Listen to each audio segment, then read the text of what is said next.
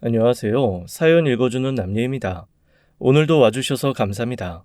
오늘의 여성 사연자분 사연은 제가 소개해드리도록 하겠습니다. 많은 청취 부탁드리며 오늘의 사연 바로 시작하겠습니다. 제 남편은 정말 과묵합니다. 사업하는 사람이 저렇게까지 말이 없으면 대체 어떻게 일을 하나 싶을 정도로 조용해요. 처음 남편을 만난 건 회사에서였습니다. 당시 남편은 창업한 지 얼마 되지 않은 초보 사장이었고, 저는 그 회사에서 노무와 행정을 담당하는 직원이었어요. 돌아가신 아빠가 행정고시를 패스한 공무원이셨는데, 저한테 늘 공무원 쪽 직업을 가졌으면 좋겠다고, 회사 생활을 하더라도 시험 준비는 했으면 한다고 하셨었거든요. 그래서 제가 준비하는 시험과 관련이 있대 일이 너무 힘들지 않은 회사를 골라 들어갔는데, 그게 남편이 운영하는 회사였습니다. 제가 또 원래 법대를 나오기도 했거든요. 동기들처럼 변호사, 판사는 제 적성에 맞지 않아서 방황할 때 아빠 얘기를 듣고 막연히 언젠가는 공무원 시험 한번 봐야겠다라는 생각을 갖고 있기는 했습니다. 그런데 입법 고시가 쉽지 않더라고요. 학원 다니면서 헌법을 공부해서 그 분야가 아예 낯선 것이 아님에도 불구하고 일하면서 공부하는 것도 어렵고 시험 자체도 쉽지 않아서 힘들었습니다. 게다가 조금씩 일이 재미있으니 아무래도 공부는 살짝 뒤로 밀려나더라고요. 처음 회사 면접을 볼 때 남편이 제게 물어본 건 하나였습니다. 꿈이 뭐냐고 하더라고요. 아버지 돌아가시고 얼마 되지 않아 만사 5만 가지가 다 귀찮을 때였고, 꿈이니 뭐니 그런 거 다 사치라고 생각할 때여서 그 질문에 대답하는 것도 무의미했거든요. 그래서 면접 보러 간 회사에서 물어보니 제 깐에는 대충 때우는 대답을 한 게 이거였습니다. 행정고시, 입법고시 두 개 다 합격하는 거요. 왜 두 개 다 합격하기를 원해요? 하나만 해도 정말 대단한 건데. 전공이 법학이어서 행정고시에 필요한 민법, 국제법은 아주 낯설지 않고 그래서 한번 보면 좋을 것 같아서요. 그런데 일은 국회에서 한번 해보고 싶거든요. 국회에서 근무하는 공무원 되려면 입법고시도 봐야 하니까 그래서 그냥 두 개 다? 욕심이 많은 것 치고는 너무 아무렇지도 않게 말하는데 회사 다니면서 할 수 있겠어요? 먹고는 살아야죠. 저도 그냥 공부만 할 수 있으면 좋겠네요. 나중에 들었지만 남편은 제가 한 그 말을 듣고 왜 그런지 모르겠지만 자기가 이 사람 공부만 하는 환경을 만들어주고 싶다는 생각을 했었대요. 그냥 다른 사람이 말했으면 속 편하게 어디 빌부터 살고 싶어 하는구나 라고 했을 텐데, 저는 그 말을 너무 담담하게 해서 이 사람은 정말 누가 밀어주면 공부는 열심히 하겠구나 하는 느낌이 들었다나요? 사실 저도 위로 오빠만 셋이라서 살갑거나 다정한 성격은 안 됩니다. 대신 우직하게 말없이 노력하는 건 또 있어요. 그런 부분들이 남편 눈에 들고 저 역시 말로만 발랑발랑 까진 남자들보다가 책임감 있는 모습에 마음을 열게 된 거죠. 본격적으로 연애를 하면서 알아가 보니 남편이 그렇게 과묵해진 데는 이유가 있더라고요. 뭐랄까, 남편의 부모님이 좀 편애가 심하신 분들이었는데 그 편애의 기준이 몹시 애매했습니다. 일단 친가 쪽 큰아버지, 작은 아버지가 모두 공무원 출신들이신데 아버지만 아마 공부 대신 기술을 택하셨던 모양이에요. 돈은 잘 벌고 남편과 동생도 모자람 없이 키우기는 했지만 은근히 자격지심을 가지셨던 모양이더라고요. 그래서 고르고 골라 결혼을 한 게 남편의 어머니였는데, 처음에는 공무원인 줄 알고 덥석 꼬셔서 결혼했는데 알고 보니 준공무원이었다나요? 확실하게는 모르겠는데 계약직처럼 공무 출입증은 나오지만 제대로 된 공무원은 아닌 뭐 그런 거였던 거죠. 하지만 어쩌겠어요. 이미 아들 둘 낳고 한참 시간 지난 뒤에 알게 된 사실로 헤어지네 만회할 수는 없잖아요. 그리고 어머님은 결혼하자마자 일 그만두고 집에서 살림 시작하셨으니 사실 너 공무원 아니었으니 나가 라고 할 수도 없는 거였죠. 하지만 이로 인해 공무원에 목매는 아버지의 목마름은 더 갈급해진 거였습니다. 그나마 마누라가 공무원 출신이라 대리 만족을 했는데 그게 아니니 더욱 마음에 맺힌 것이 생겨버리신 거죠. 어머니는 어머니대로 자기 남편의 콤플렉스가 그대로 본인의 콤플렉스가 되어버렸고요. 왜 원래 아들 못 낳아서 우리 집 대 끊긴다고 곡기 끊고 우는 사람들이 사실은 그 집 사람 아니잖아요. 예전부터 김씨네 대 끊기다고 우는 사람들을 보면 그 사람들 다 밖에서 시집온 이씨, 최씨, 박씨더라고요. 뭐 어머니도 그런 거랑 비슷하신 거죠. 그래서 남편은 어렸을 때부터 아버지 어머니에게 그렇게 커서 공무원 하라고 그것만큼 안정적이고 좋은 직업이 없다는 소리를 들으며 자랐다고 했습니다. 하지만 어린 마음에도 그런 생각이 들었대요. 왜 안정적이어야 하지?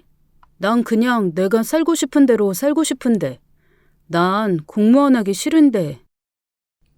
어렸지만 나름 생각이 있었는지 아니면 일찍 반항심이 자란 건지 부모님의 말씀을 한 귀로 듣고 한 귀로 흘렸는데 4살 터울 남동생은 그게 아니었던 모양입니다. 허유, 나중에 결혼 약속하고 몇 번 만나면서 어떤 캐릭터인지 확실하게 알 수 있었죠. 정말 입만 살아서 나불거리는 세상 가벼운 남자, 그게 시동생이더라고요.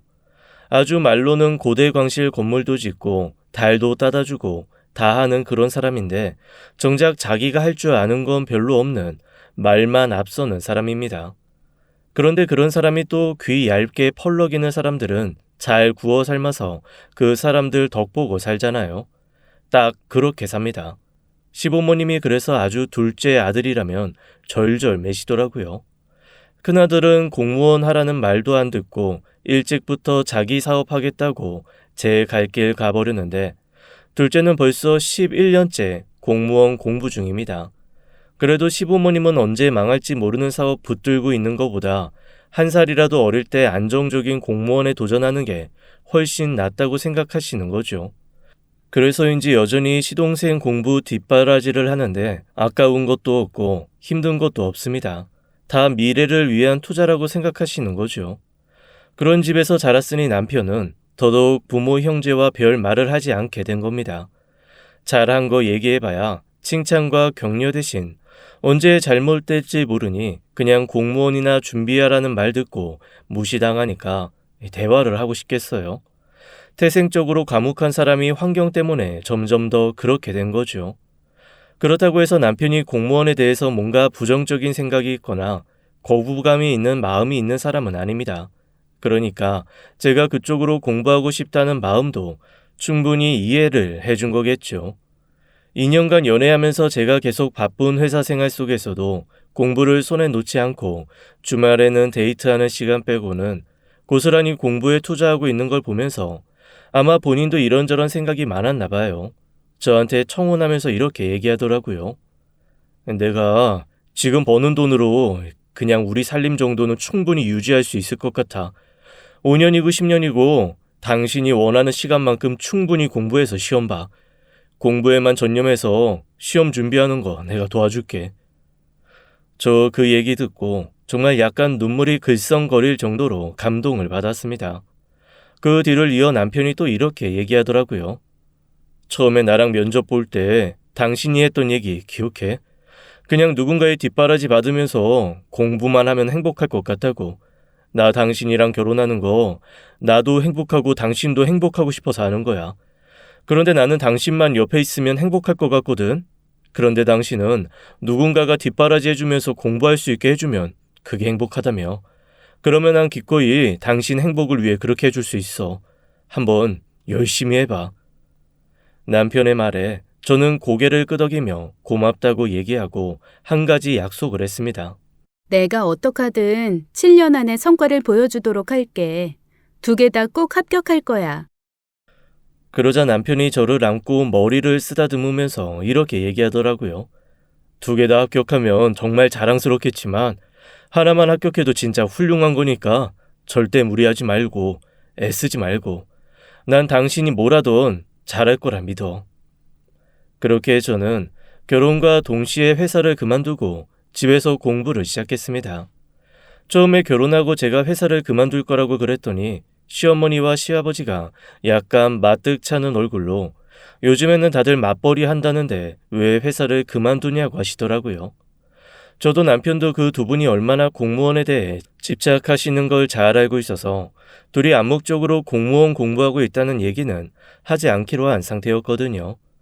그래서 제가 그냥 공부하고 싶은 게 좀 있어서 공부 좀 더 하려고 한다라고 얘기했죠. 그랬더니 시어머니가 아니나 다를까 들으라는 듯 혼잣말처럼 이렇게 중얼거리시는 거예요. 공부도 뭐 아무나 하나? 다 머리가 있고 능력이 있어야 하는 거지. 그냥 얌전히 회사나 다니면서 돈이나 벌지. 지금 와서 무슨 공부를 하겠다고. 말 한마디 한마디가 가슴에 콕콕 박히는 말이었지만 그런 말조차 안 들을 거라고는 생각 안 했기 때문에 한 귀로 듣고 한 귀로 흘렸습니다.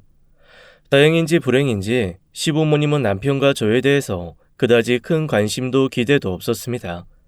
분명 저희가 용돈도 많이 드리고 생활비를 드림에도 불구하고 그건 그냥 장남이니까 하는 거 당연한 거라고 생각하셨죠. 그 두 분의 모든 자랑거리, 기대거리는 오직 시동생뿐이었습니다. 왜냐하면 얼마 전에 시동생이 중공무원 자격으로 공무원 사회에 발을 담갔거든요. 그 옛날 어머님처럼 공무원은 아니지만 공무원들과 함께 일하는 비정규직으로 취직을 한 겁니다. 저는 사실 그게 무슨 공무원인가 싶어서 떨떠름하게 별 반응을 안 했는데 어머니와 아버님은 이렇게까지 좋아하신다라고? 라는 생각이 들 정도로 너무 행복해 하시더라고요. 그러면서 글쎄 이렇게 말씀하시는 거예요. 일단 그 세계에 발을 담가야 그 세계로 들어갈 수 있는 길이 열리는 거야. 아이고, 우리 아들 그렇게 열심히 공부하더니 이제 슬슬 공무원 세계로 들어가는구나. 장하다, 장해. 그런데 제 생각에는 10년이 넘게 공부를 해도 시험 합격 하나 못하고 그렇게 비정규직으로 들어간 거면 그 사람 공무원 시험 합격하기 어려운 사람이거든요. 적어도 9급 정도는 시험 보고 합격할 때가 차고 넘쳤는데도 그것조차 못하는 거면 그냥 공부를 안 한 게 아닌가 싶은 생각이 들었습니다. 그런데 제가 그런 얘기를 주절주절 할 수는 없죠. 게다가 그 회사에 들어간 지 6개월 만에 9급 공무원 여자랑 연애를 시작했다는 소식을 전해오더라고요. 전 정말 너무 놀랐잖아요. 남들이 보면 어디 유럽 공주라도 꼬셨는 줄 알겠어요. 세상에 9급 공무원, 드디어 이 집에 제대로 된 공무원 며느리 들어올 것 같다고 어머님 아버님이 얼마나 설레하며 신나하시는지 어이가 없을 정도였습니다. 대체 9급 공무원 며느리가 어떤 위상이길래 이렇게까지 하시나 저는 정말 전혀 이해가 되지 않았습니다. 그런데 참 사람이 끼리끼리 만난다는 말은 세상이 끝나는 그날까지도 진리일 것 같아요. 분수 모르고 겉멋만 가득 든 시동생이 데리고 온 여자는 이런 여자라 우리 시동생을 만나는구나 라는 생각이 납득이 되는 사람이었습니다. 그만큼 똑같은 사람이었어요. 머리끝부터 발끝까지 허영이 가득했고 아주 작은 것도 엄청 크게 뻥튀기 해서 자기 좋은 쪽으로 얘기 꾸미는 데는 천부적인 소질이 있더라고요. 그리고 9급 공무원인 자기를 무슨 장관이라도 된 듯 떠받들어주는 시댁 문화를 보고는 여기서는 내가 대장을 할 수 있겠다라는 생각이 든 모양이었습니다. 점점 말투며 행동이 기고만장해지는 게 눈에 환하게 보였죠. 시어머니는 동서될 여자가 한마디 한마디 할 때마다 우리 공무원 선생님 하시는 얘기인데 들어야지 라는 말을 하면서 그렇게 꾸벅꾸벅 순종을 하시더라고요. 한 발짝 물러서서 보면 진짜 웃기지도 않는 상황이었죠. 저랑 남편은 그 모든 상황이 점점 더 불편해져서 시댁을 찾는 일이 조금씩 줄어들었습니다. 그런데 무조건 거리를 두고 사는 게 그게 어디 쉽겠나요? 이런저런 집안의 행사도 있고 집안 식구들끼리 참석해야 되는 일도 있고 명절이나 제사 그리고 부모님의 생신 때는 그래도 서로 모여야 하잖아요. 어쩔 수 없이 적어도 1년에 14번에서 15번은 온 식구가 모이게 되더라고요. 그리고 그때마다 저와 남편은 몹시도 이상한 광경에 좀 당황해야 했습니다. 무슨 고대 마야 문명 시대에서 우상을 하나 모셔다 놓고 그 우상 앞에서 벌벌 기며 비위 맞추려고 노력하는 무매한 대중을 보는 듯한 느낌이랄까요?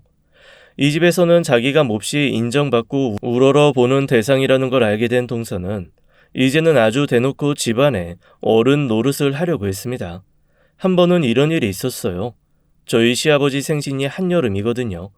그런데 시아버지가 열무김치를 정말 좋아하십니다. 저희 친정엄마가 열무김치를 참 잘 담그셔서 제가 다른 요리는 못해도 시아버지가 좋아하시니까 열무김치 담그는 방법은 정성껏 배워서 한단 말이죠.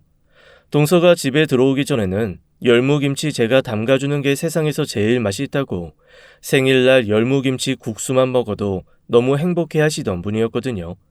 그리고 어머님도 이 삼복더위에 무슨 요리를 하냐며 그냥 열무김치에 국수 먹는 거 그것도 별식, 생일상이다라면서 좋아하셨고요. 그런데 동서가 들어오고 첫 아버님의 생신을 준비하면서 마치 무슨 도덕적 페르나를 보듯 저한테 이러는 거예요. 아니, 형님. 어떻게 그래도 생신상을 국수로 차려요. 국수가 원래 장수를 기원하는 음식이기는 하지만 그래도 생신인데 고기 국수도 아니고 풋내나는 열무국수라뇨. 어우, 세상에. 양반집에선 절대 안 이러죠. 순간 너무 당황스러웠습니다. 아니 요즘 세상에 사농 공상이 있는 것도 아니고 양반 쌍농 구분이 있는 것도 아닌데 생일날 열무국수 먹으면 큰일 나는 건가요? 그리고 톡 까놓고 말해서 한여름에 열무 얼마나 비싼 줄 아세요? 차라리 고기 사다 구워 먹는 게 훨씬 싸게 먹힙니다. 저는 그냥 실용적으로 서로가 좋아하는 거 생일날 선물 겸해서 그거 해드리면 오래오래 잘 드실 테니 선택한 메뉴였는데 그런 식으로 공격이 들어올 거라고는 생각도 못한 거죠.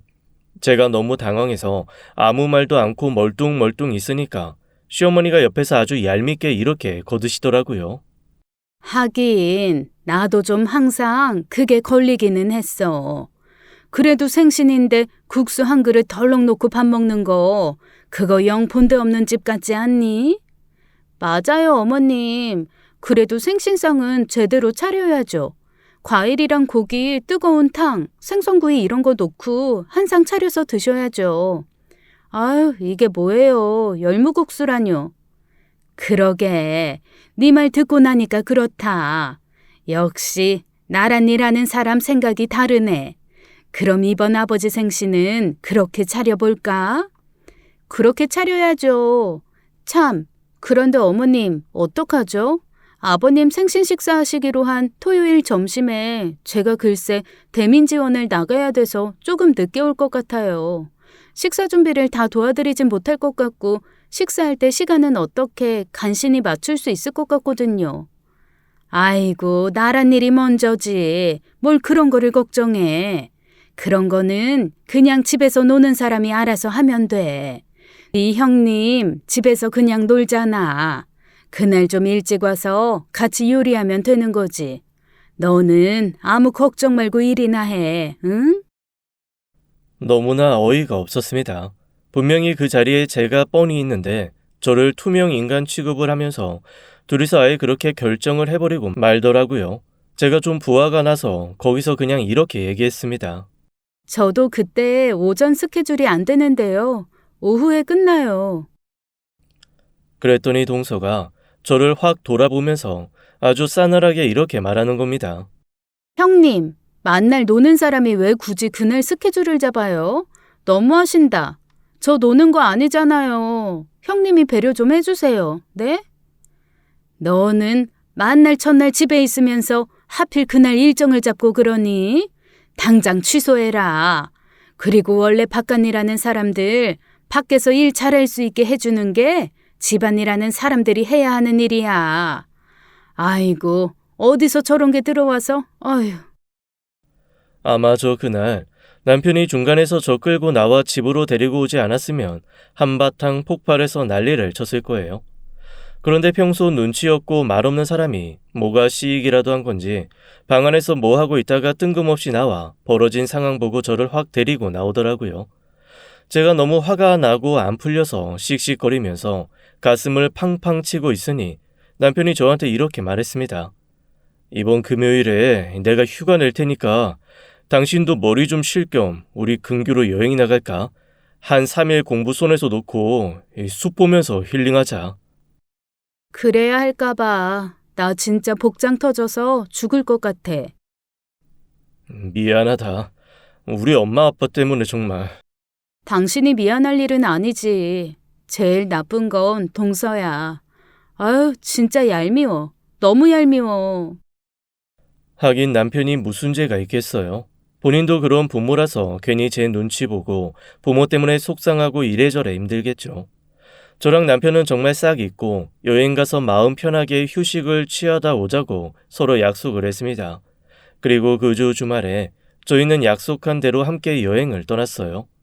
평소 남편이 캠핑을 좋아하는 편이라 저희가 들로 산으로 잘 다니는 편이었거든요. 그리고 절대 조금이라도 위험하다거나 기상청이나 발표가 나면 움직이지 않습니다. 왜냐하면 처음에 놀러 다닐 때쯤 한번 이런 일이 있었어요. 저희랑 항상 같이 다니던 크루 같은 사람이 하나 있었는데 그분이 너무 자기 경험이 또렷하다 보니까 일기예보나 주변 사람들의 조언을 항상 듣지 않는 분이었거든요. 비 많이 온다고 계곡 근처 가지 말라고 할 때도 이 정도 비는 절대 물 안 넘친다고 자신만만했습니다. 번개가 많이 칠 것 같으니 이럴 때는 텐트 치지 말라는 경고가 와도 자기가 경험이 얼만데 이런 거 정도는 한두 번 치다 만다고 무시하곤 했죠. 이렇게 늘 다른 사람의 충고를 무시하고 그렇게 다니시던 분이었습니다. 그런데 결국 그분이 그런 모든 충고를 무시하고 다니시다가 몇 년 전 계곡에서 목숨을 잃고 말았어요. 당시 그분 구하느라고 동원됐던 구급대원들도 크게 몇 명 다칠 정도로 큰 사건이었습니다. 그때 이후로 저랑 남편은 우리의 즐거움을 위해 누군가의 목숨을 저당 잡혀서는 안 된다는 생각을 1순위로 하고 살고 있거든요. 그래서 뭔가 조금이라도 위험하거나 이상하면 절대 움직이지 않습니다. 마침 저희가 캠핑을 간 그 주말은 일기예보도 날씨가 너무 좋은 곳으로 나오고 실제로도 날씨가 몹시 좋았어요. 다만 저희가 갔던 그 캠핑장의 시설물 하나가 조금 부실했던 모양입니다. 비가 얼마 오지도 않았는데 그 시설물이 부셔지면서 일부 침수가 되고 빠르게 대피해야 되는 상황이 발생한 거죠. 사실 이거는 어떤 자연재해라기보다는 정비를 제대로 하지 않은 캠핑장의 인재에 가까운 상황이어서 저희도 그냥 간만에 쉬려고 했는데 재수가 좀 없었다는 생각을 했습니다. 이것도 운명이라는 농담을 하면서 철수 준비를 하고 있었는데 그때 제 귀에 익숙한 목소리가 하나 들려왔습니다. 세상에, 여기서 뭐 하세요? 깜짝 놀라 돌아본 곳에는 동서가 있었습니다. 금요일 오후 동서가 왜 거기에 있는지 얼떨떨해서 저랑 남편은 어떻게 반응을 해야 될지도 몰라 어리벙벙한 얼굴로 가만히 보고만 있었어요. 알고 보니 동서가 그 근처에서 일하고 있는 공무원이었고 담당자가 마침 자리를 비운 참이어서 대신 대민 지원 비슷한 걸 나온 거였습니다. 뭐 본인도 짜증은 났겠죠. 자기 일도 아니고 금요일에 남들 노는 곳에 와서 일을 하고 있으니 조금 신경질이 날 수도 있겠다라는 생각은 합니다. 그런데 제가 어이없고 기가 막혔던 건 그곳에서 캠핑 장비를 늘어놓고 있는 저희 부부를 마치 대역 죄인 보듯이 동서가 보며 세상 철없는 사람 취급을 해댔다는 거예요. 아휴, 이런 데 와서 비 오는 거 무시하고 이렇게 텐트 치는 게 얼마나 인력 낭비의 민폐인 줄 알아요? 세상에, 공무원이 이런 일 하는 사람인 줄 아세요? 뭐예요, 이게 진짜? 저희한테 있는 대로 신경질을 내는데 너무 민망했습니다. 그래서 제가 그럼 공무원이 이런 일 하지 무슨 일 하냐고 얘기를 하고 싶었는데 남편이 제 손을 꼭 붙잡고 그냥 고개를 설레설레 젓더라고요. 한마디로 무서워서 피하지 말고 더러우니까 똥 피하자라는 신호였죠. 동서의 말은 그칠 기미가 보이지 않았습니다. 오죽하면 옆에서 같이 정리를 하던 또 다른 캠퍼가 동서 앞으로 나서서 당신이 뭔데 여기서 그딴 소리를 하고 있냐고 우리가 내는 세금으로 월급 받으면서 이런 데 나와서 둘러보는 게 너무 당연한 거지. 지금 왜 우리를 그런 식으로 죄인 취급하냐고 버럭버럭 따질 정도였습니다. 뭐 제가 하고 싶은 말을 대신해줬으니 저는 거기에 대해서는 뭐라고 말할 수가 없었어요. 그 사람이 아니었으면 저라도 그렇게 말을 하고 싶었거든요. 그러면서 할 말 똑부러지게 하는 우리 옆 사람이 이렇게 얘기를 하는 거예요. 그리고 우리도 기상 악화가 우려되니까 움직이지 말라는 문자라도 받았으면 다들 정리해서 갔을 거예요. 그런데 이거는 기상 악화가 문제가 아니라 이 캠핑장 시설 문제인 거잖아요. 여기 있던 사람들도 어떻게 보면 피해자인데 그걸 가지고 이런 식으로 으륵딱딱거리는 거 공무원 갑질이에요. 민원 넣겠습니다. 세상에. 그런데 정말 그 순간 저는 너무 어이없는 상황을 겪었습니다. 동서가 그 민원이라는 말이 나오자마자 갑자기 얼굴이 하얗게 질리는 거 있죠. 그리고 그 사람한테 글쎄 설설 기며 이렇게 말하는 겁니다. 어머, 선생님, 오해세요. 제가 그런 의도로 말한 게 아니고 너무 걱정돼서 조심하라는 거를 좀 세게 얘기했나 보네요. 그리고 엄연히 선생님한테 제가 드린 말씀도 아니고 여기 이분이 저희 가족이라서 제가 가족한테 안타까운 마음에 조금 강하게 말한 겁니다. 일단 선생님 본인에게 드린 얘기 아니니까 그냥 넘어가 주세요. 그러면서 저를 위아래로 훑어보며 이렇게 쐐기를 박는 거예요. 형님, 알아들으셨을 거라고 생각하고 전 이만 가볼게요. 아니 참, 아닌 밤중에 홍두깨도 아니고 자다가 뺨 맞은 것도 유분수지. 제가 대체 뭘 잘못해서 쟤한테 저렇게 죄인 취급을 받아야 되나 진짜 황당하고 어이가 없었습니다. 저희 대신 한마디 해주셨던 옆자리 캠퍼가 저랑 남편한테 이렇게 물어보더라고요. 정말로 친척이에요? 너무 창피했지만 어쩌겠어요. 진짜 친척인데 고개를 끄덕였죠. 그랬더니 그분이 혀를 끌끌 차면서 참 피곤하겠다며 때로는 가족이 가장 힘든 대상이라고 힘내라고 하시더라고요. 얼결에 생판 모르는 남한테 가족 때문에 힘들 테니 힘내라는 응원이나 듣고 간만에 쉬려고 간 캠핑에서 저희 부부는 정말 영혼까지 탈탈 털린 채로 아주 너덜너덜해졌습니다. 그런데 문제는 거기서 끝이 아니었어요. 저희가 캠핑도 하는 둥 마는 둥 기분도 완전 망해서 터덜터덜 짐 싸가지고 집으로 돌아오는데 글쎄 시어머니가 득달같이 전화를 하신 거예요. 마침 저는 운전 중이라 전화를 못 받고 남편이 대신 받았죠. 스피커폰을 뚫고 시어머니의 일갈이 버럭버럭 날아오기 시작했습니다. 한마디로 귀하게 나라 일하는 애 힘든 거 생각 안 하고 왜 거기까지 다니면서 피해 주냐는 거였어요. 아니, 너무 황당하더라고요. 대체 저랑 남편이 뭘 했길래 시어머니한테 왜 동서한테 피해 주고 다니냐는 군소리를 들어야 하며 동서는 대체 뭘 어떻게 말했길래 어머님이 이러시는 건지 알 수 없었죠. 저희가 무슨 나라에 큰일 하는 동서 앞길 막은 사람들인 양 혼내고 저희한테 이러시는지 황당하게 그지없었습니다. 오죽하면 과묵하게 항상 말이 없던 남편이 이번만큼은 좀 격양된 목소리로 어머니한테 한마디 하더라고요. 엄마, 우리는 그럼 뭐 공무원들 눈치 보느라고 놀러도 못 다녀요? 그리고 제대로 아시지도 못하면 말 마세요. 저희가 가지 말라는 데 갔다가 그 사람 힘들게 한 게 아니고 그냥 우연히 사고 당했던 자리에 우리가 있었던 거예요. 거기에 그냥 재수씨가 지원을 나온 것뿐이라니까요. 우리가 뭐 재수씨 앞길 막으려고 쫓아다니면서 괴롭혀요? 엄마도 진짜 그러시는 거 아니에요. 그렇게 버럭 화를 내고 전화를 끊어버린 남편은 정말 분을 못 삭히겠다는 듯 씩씩거리더라고요. 아니, 그런데 그게 왜 이렇게 화가 나요? 저한테 뭐라 그러는 건 그냥 대충 참고 넘길 수 있는 것 같았는데 제 남편까지 저렇게 모질이 바보로 만드니까 동서가 도저히 용서가 안 되더라고요. 하지만 그날 이후 동서의 만행은 더 지능적이고 과학적으로 바뀌어 나가기 시작했습니다. 저한테 직접 말하거나 남편한테 직접 응대해봐야 좋은 소리 못 들으니까 시어머니, 시아버지의 뒤에 딱 숨어서 아주 살살 조종을 하더라고요. 에어컨 바꿔달라, 냉장고 바꿔달라 요구하시길래 그건 남편이 시동생보다는 돈을 좀 더 버니 해드릴 수 있는 거라 해드렸습니다.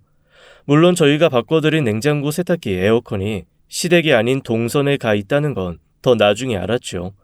저랑 남편이 황당해서 어이없어 하니까 시어머니가 그러시더라고요. 아이고, 우리가 뭐 그렇게 좋은 거 필요해. 받고 나니까 젊은 애들이 쓰는 게 더 낫겠다 싶어서 걔네 거랑 바꾼 거지. 걔네도 몇 년 전에 혼수해온 거라 새 거야, 새 거. 우리 두 노인네 사는 데는 저걸로도 충분하다, 충분해. 그렇게 몇 번 속듯 살림을 바꿔드린 후 나름 빈정상하고 부하가 치밀어 오른 남편이 더 이상 살림에는 돈을 안 쓰니 그 다음에 어머님이 쓰신 작전은 저를 부려먹는 거였습니다. 어느 날부턴가 시어머니가 자꾸만 집에 무슨 일이 있으면 저한테 와서 좀 도와달라는 전화를 하시더라고요. 처음에는 뭐 집에서 공부하다가 머리 식힐 겸 해서 도와드리자 하고 몇 번 가서 도와드렸는데 그게 점점 횟수도 늘어나고 너무 사소한 것까지 저한테 다 의뢰를 하시는 거예요. 아니, 집에 열쇠가 망가졌으면 열쇠공을 불러야지 왜 저를 불러요? 그리고 한 번은 갑자기 만두를 좀 해야겠다며 저한테 만두 빚으러 오라고 하시더라고요. 두 분 다 그렇게 만두를 좋아하시는 분들이 아니어서 저희 설날 때도 떡만둣국 안 먹고 그냥 떡국만 먹었거든요. 그런데 만두를 해야 된다고 집까지 오라고 하셔서 좀 의아한 마음으로 갔는데 세상에 아주 커다란 들통으로 3개나 만두소가 쌓여 있는 겁니다. 그걸 앉아가지고 다 빚자고 하시는데 기가 탁 막히더라고요. 대체 이 많은 만두를 누가 언제 다 먹나 싶어 어머니께 물었더니 대답 없이 그냥 일단 빚으라고만 하시더라고요. 급하다고 막 퇴근하시길래 우선 앉아서 소 넣을 숟가락을 집었는데 얼마나 많은지 빚어도 줄어드는 느낌이 안 나는 거예요. 게다가 아무리 생각해도 이 많은 만두 우리 집에서는 도저히 먹을 사람이 없다고 말이죠. 다시 한번 물어봤습니다. 어머니, 그래도 누가 먹을지는 알고 빚어야죠. 저희 식구 중에 이렇게까지 만두 많이 먹는 사람은 없는데 이거 다 어디다 쓰시려고 그러세요? 그러자 시어머니가 머뭇거리면서 그제야 이실직고를 하셨습니다. 아니, 그 둘째가 그 만두를 좋아하는데 아유, 입에 맞는 만두가 없대. 둘째는 이 고기보다 부추 많이 들어간 만두가 좋다고 하더라고. 그런데 워낙 나란 일이 바빠야 말이지.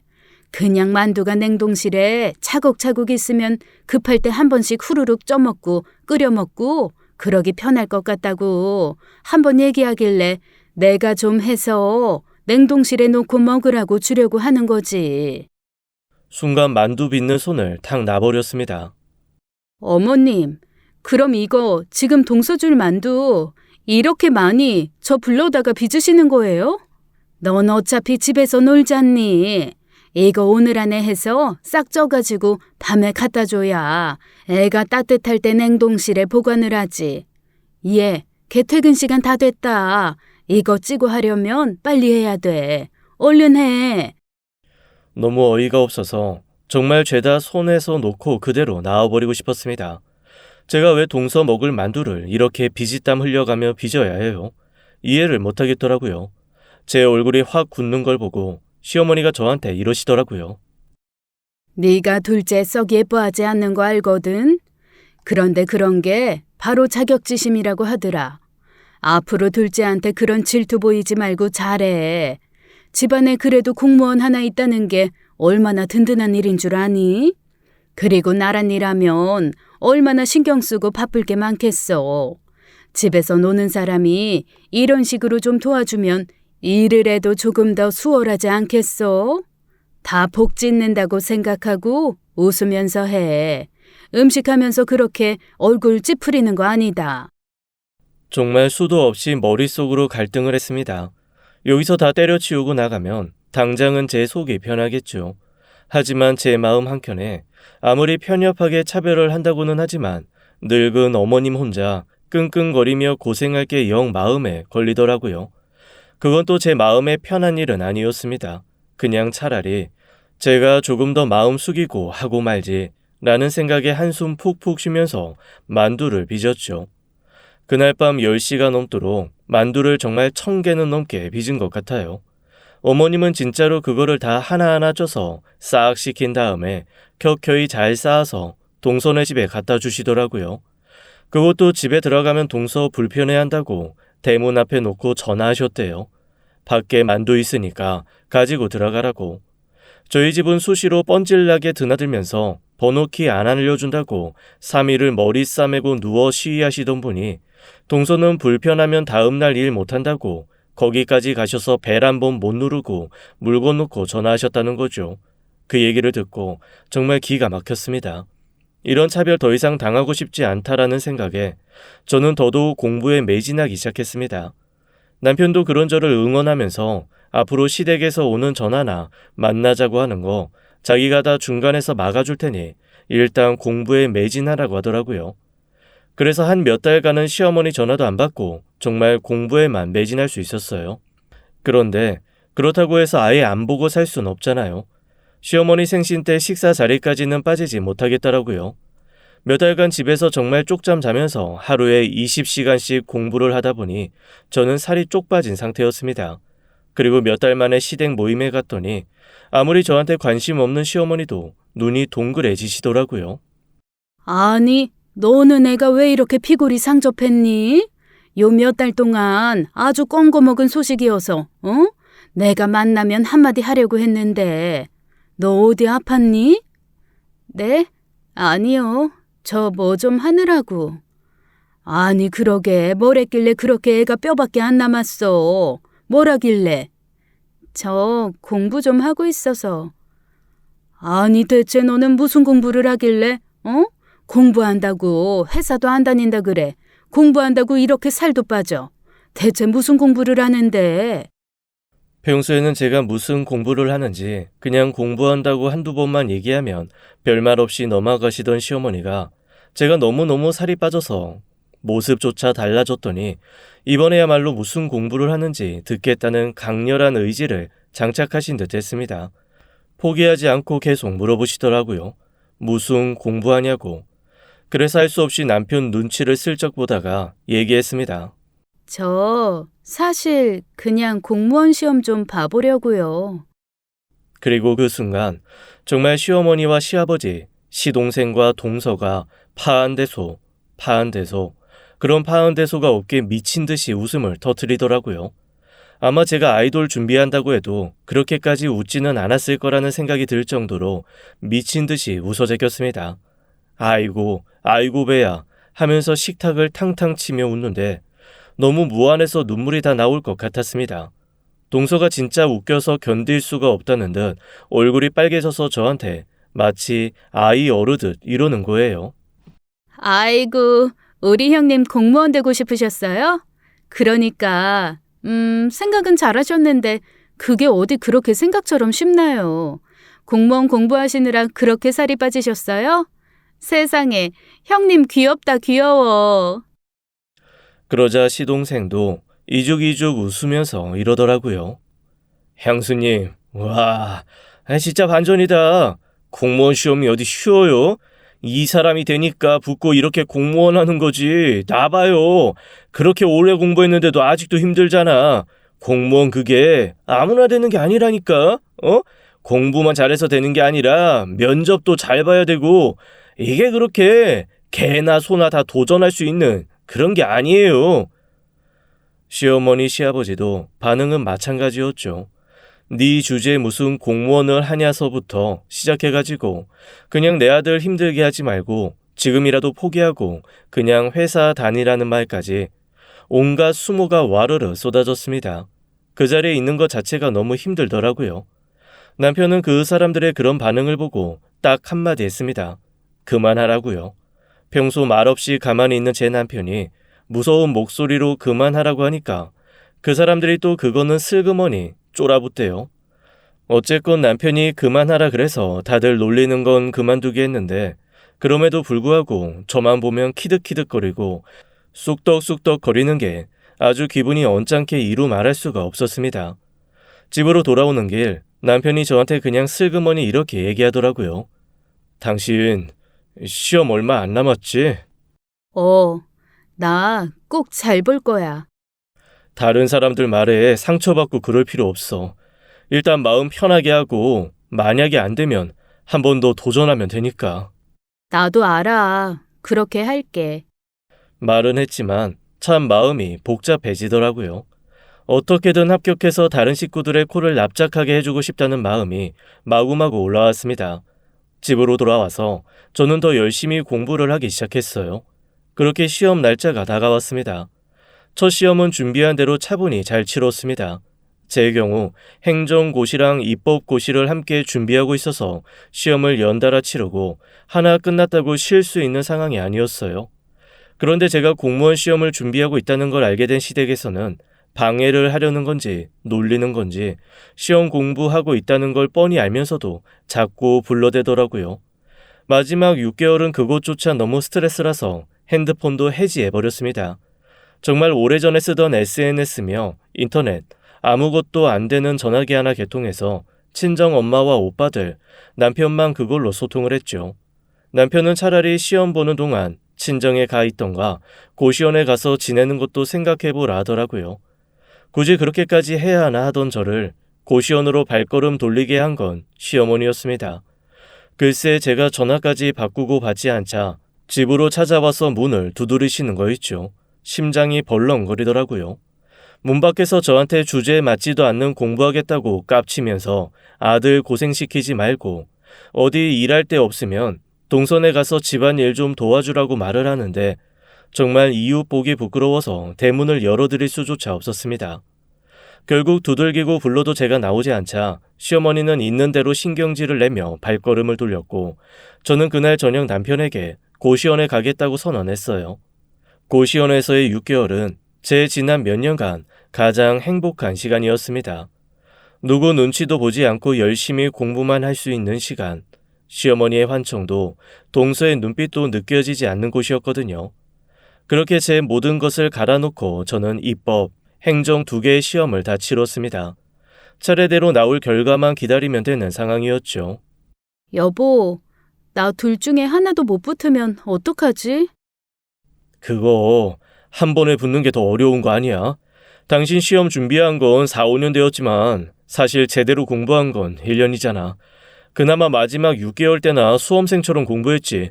그전에는 실상 공부에 매진할 수 있는 환경도 아니었고 나는 당신 대단하다고 생각해. 그런 환경이면 다른 사람들은 진작에 그냥 포기했을 거야. 그리고 당신은 어떻게든 시험까지 봤잖아. 그걸로 사실 나는 충분한데 거기에 조금 더 욕심을 내자면 당신 노력에 대한 보상이 꼭 있었으면 좋겠다는 거. 정말 그거야. 세상 무뚝뚝한 사람이 이렇게 다정하게 해주는 말을 들으며 저도 모르게 눈물이 왈칵 솟았습니다. 어쨌거나 둘 중 하나라도 되면 감사하고 둘 다 되면 너무 행복하겠죠. 하나도 합격을 못하면 이후에 계속 시험에 도전할 것인지는 고민을 좀 해보기로 했습니다. 결과를 기다리면서 저는 차분하게 일상으로 돌아올 준비를 했습니다. 제가 고시원까지 가서 공부를 한 것을 알고 친정 엄마는 굳이 왜? 라는 반응이셨거든요. 이거저거 말하기 귀찮고 또 말해봐야 시댁 욕이니까 가만히 있었는데 시험 다 끝나고 나니 애써 시댁홈 제가 숨기려고 애쓸 필요도 없겠다 싶겠더라고요. 그래서 엄마와 오빠, 새 언니들이 모인 자리에서 제가 고시원을 갔던 이유를 말해줬습니다. 저 사실 제가 성격이 무뚝뚝하고 감정 표현 별로 없는 게 식구들 닮아서 그런 줄 알았거든요. 다들 그러려니 하고 무심한 사람들이라서요. 그런데 아니더라고요. 시댁 얘기를 들으면서 큰오빠, 둘째 오빠는 화를 참지 못하고 벌떡 일어나 발코니에서 담배를 뻑뻑 피우다가 들어오고 셋째 오빠는 술을 다 벌컥벌컥 마시는 게 아니겠어요. 그러면서 동서 근무처 어디냐고 아주 블랙리스트 민원인으로 제대로 괴롭혀준다고 씩씩거리는데 옳은 방법은 아니어도 그렇게 제 편을 들어준다는 것만으로도 충분히 위안이 되더라고요. 모든 얘기를 다 듣고 나서 엄마가 제게 이러셨습니다. 돌아가신 네 아빠가 왜 너한테 공무원 했으면 좋겠다고 그러셨는 줄 알아? 그냥 그게 제일 길게 가는 직업이고 아빠가 일했던 분야라 그런 거 아니야?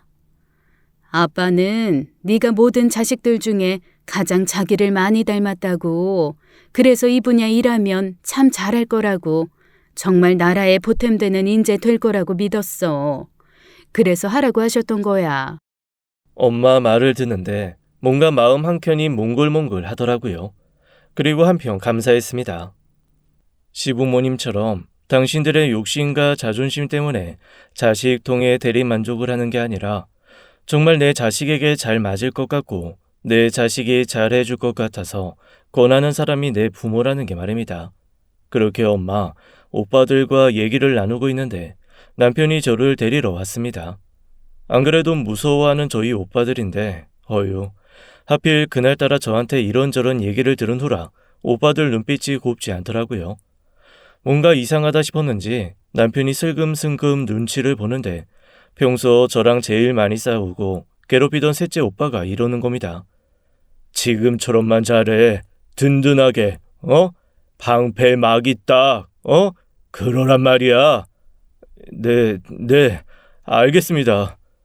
무슨 방패 막이를 하라는 건지 영문도 모른 채 남편은 고개를 끄덕였고 저는 집으로 돌아오는 길 남편에게 자초지정을 말해주었습니다. 좀 미안했거든요. 그러자 남편이 그나마 형님들이니 그냥 넘어갔지 다른 집 같았으면 자기 한 대 맞았다며 저 시험만 합격하면 꼭 큰 선물해주고 친정 식구들이랑 다 같이 여행이라도 가자고 하더라고요. 그건 또 그거대로 고마웠죠. 어쨌거나 시험이 끝난 후 이렇게 일상을 살고 그동안 쌓였던 것도 좀 풀면서 아무렇지도 않은 척 살았지만 실상은 몹시 불안했습니다.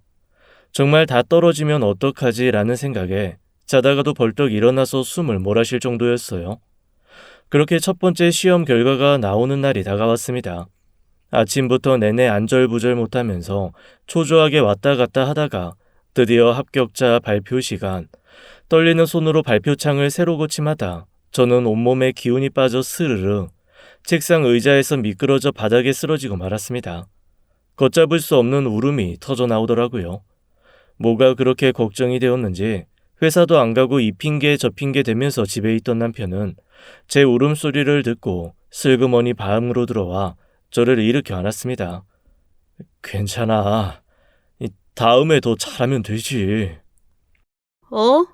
다음이라니. 다음이 왜 필요해? 당신 포기하지 않을 거라며. 우는 건 지금 잠깐만 하고 다시 용기 내서 공부하자. 어? 무슨 소리야? 나 붙었어. 뭐? 붙었다고? 그런데 왜 울고 있어? 야, 나 떨어져서 우는 줄 알고 달려왔잖아. 사람 놀라서 기절하게 만드는 이 사람이 진짜. 아니, 합격했는데 왜 울어, 왜? 너무 좋아서 그랬지. 저랑 남편은 서로 끌어안고 일어나 덩실덩실 춤을 췄습니다. 비록 1차 합격이지만 첫 고비를 넘겼다는 생각에 힘이 불끈 솟더라고요. 이후 3차까지 이어진 시험도 저는 남편의 응원 속에 차근차근 다 치를 수 있었습니다. 결과는 최종 합격이었죠. 남편이 정말 너무너무 좋아하더라고요. 자기 친가에도 이렇게 시험 봐서 5급 공무원이 된 사람은 없다며 저보고 진짜 대단하다고 칭찬을 하는데 저도 모르게 어깨가 으쓱했습니다. 일단 큰 산은 하나 넘은 셈이었죠. 제가 전화도 안 받고 번호도 바꾸고 두문불출을 하니 처음에는 집까지 찾아와 꼴질을 하던 시댁 식구들도 이제는 아예 없는 사람 취급을 하기 시작했습니다.